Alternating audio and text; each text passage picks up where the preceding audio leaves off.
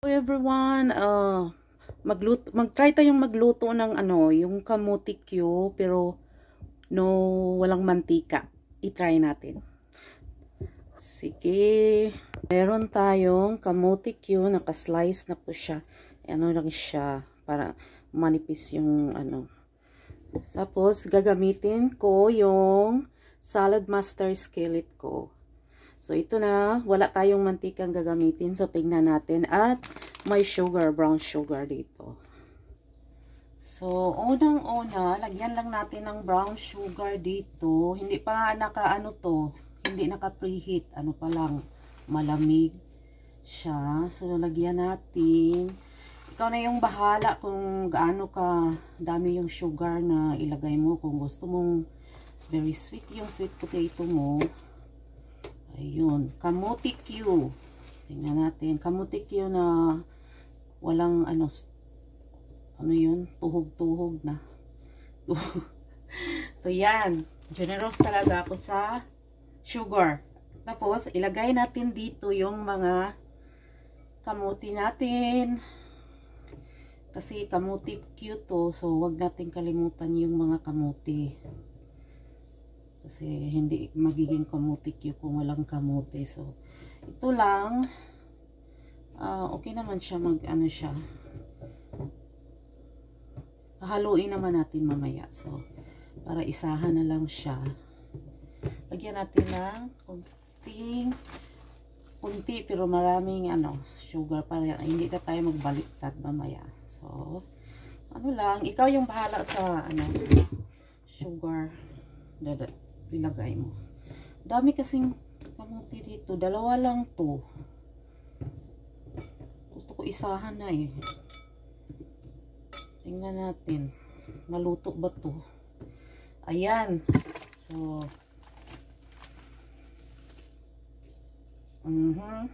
so, ito yung yung skillet ko. So, ito na. Natin sa 350.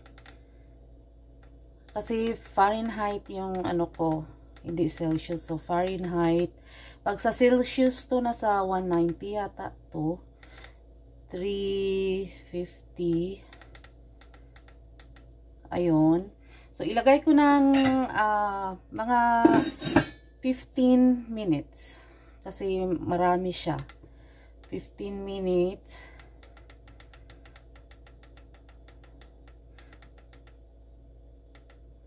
So, takpan ng mabuti. Parang natin, yung parang nakalock. Ganon. So, balikan natin ng 15 minutes. Tingnan natin kung anong mangyari. Hello guys, 10 minutes pa lang to. Okay, mag 10 minutes, hindi pa 15. So, sisilipin natin baka na to. Oh no, look at that. So, natin. So, 10 minutes pa lang to. So, haluin natin. Wala tong mantika. Guys, wala tong mantika. So, haluin lang natin. So, pwede 15 minutes talaga. So, pag ma-off to, babalikan natin.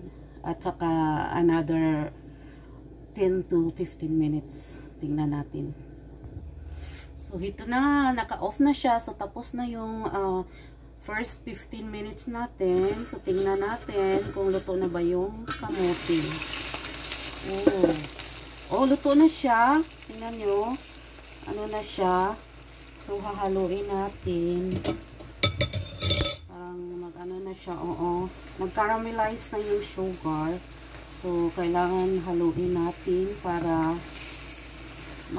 yung lahat ng kamote.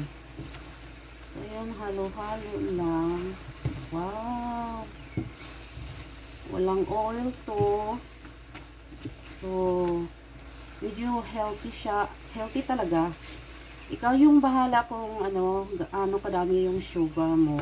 So, pero luto na siya. Ang technique dito, wag mo lang i-slice ng makapal. So, ano lang siya. Ooh. Ano na, nadudurog na yung iba. Dahan-dahan lang daw, sabi. Baka maano siya. Masasaktan siya. Ito. So, mag-add tayo ng another 10 to 15 minutes. 15 minutes nung nilagay ko at first, pero tinignan ko yung mga 10 minutes. Sinisilip ko lang. So, ito na. Mag-ano naman tayo na 50. Tapos, i-ano natin ng another 15 minutes. Pero, sisilipin natin ng pag 10 minutes na. Okay? Okay, so see you in 10 minutes or 15 para haluin ulit. I-cameralize na yung sugar. So, dito, ano natin ng konti.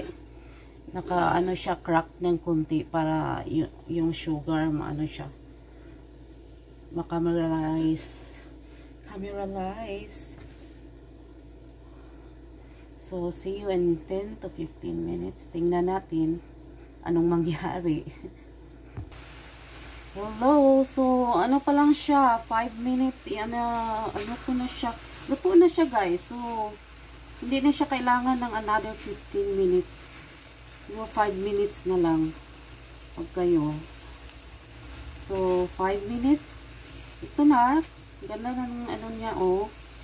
I-ano mo lang natin ito para yung sugar. Oh, okay.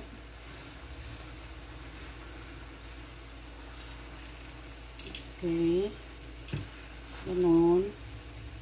Ano na nga siya, yung manipis na manipis, ano na siya. Parang madurog na. So, ingatan natin. So, ito na siya. So, walang oil. So, banana Q, kamote Q na walang mantika. So, ito na siya. Ayan. So, parang ano lang to. First is 10 minutes. Hahaluin. Tapos, another 5 or 10 minutes. Ito na nga siya. Pero, ano natin.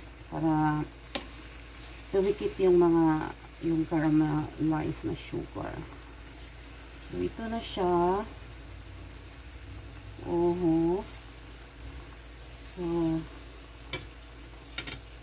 So, second, second 5 minutes, i-crack yung, lid sa skillet para